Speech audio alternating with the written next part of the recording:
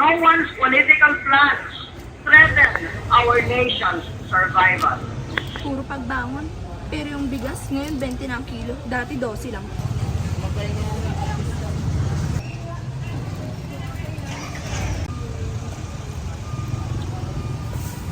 Mas mura pa tong candy kaysa sa mga pangako nila.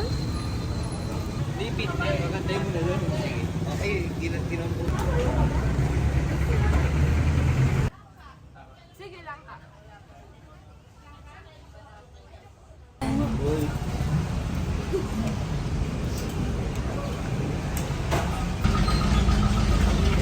Wala.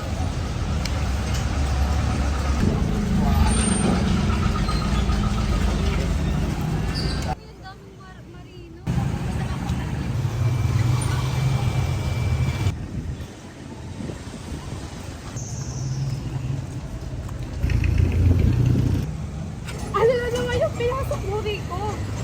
Ito naman namimigay lang ng flyers eh. Flyers? Tapos ano laman? Puro litrato ng mga partidong binibenta mo sa madla?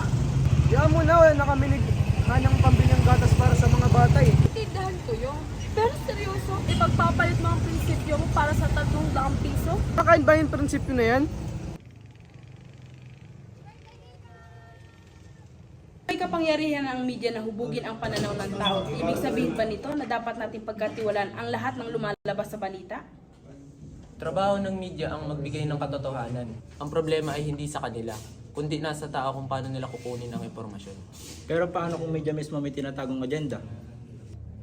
Paano kung may bias na hindi natin napapansin? Halimbawa, noong EDSA 2, pareho naman ang mga pangyayari pero iba ang paraan ng pagbabalita sa bawat network. Anong pananaw niyo? Siyempre ganun.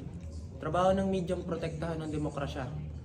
Kung hindi nila nilabas ang katiwalian ni Erap, baka hanggang ngayon presidente pa din siya. Pero hindi ba dapat objective lahat ng media? Kung lahat ng balita laban sa isang tao, hindi na ba yun bias? Aminin na natin, hindi libre ang media. May nagbabayad para itulok ang gusto nilang narrative. Hindi ba't media rin ang tumulong sa pagpapatal si kay Erap? Grace, mukhang malalim ang iniisip mo. Anong pananaw mo? Noong umalis sa ERAP, sabi ng media, panalo na ang taong bayan. Pero 2 taon na si Arroyo. At ngayon, sabi sa balita, mas lalong lumala ang korupsyon. Ang tanong ko, sino ba talaga ang nanalo? In 2001, after the ousting of Joseph Estrada through People Power II, Gloria Macapagal Arroyo rose to power, promising stability and reform.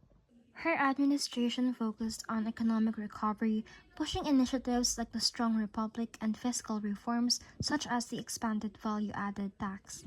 But the promise of reform was soon overshadowed by controversy. In 2004, the Hello Garcia scandal broke with leaked recordings suggesting election fraud. Protests erupted, but Arroyo held on to power, dodging multiple impeachment attempts. In 2006, she declared a state of emergency under Proclamation 1017, silencing dissent and arresting political opponents. Many feared the return of authoritarian rule. Despite public outcry and allegations of corruption, Arroyo remained in office until 2010, a testament to her political maneuvering and strong alliances. Under her administration, trust in government waned and the seeds of activism began to take root once more.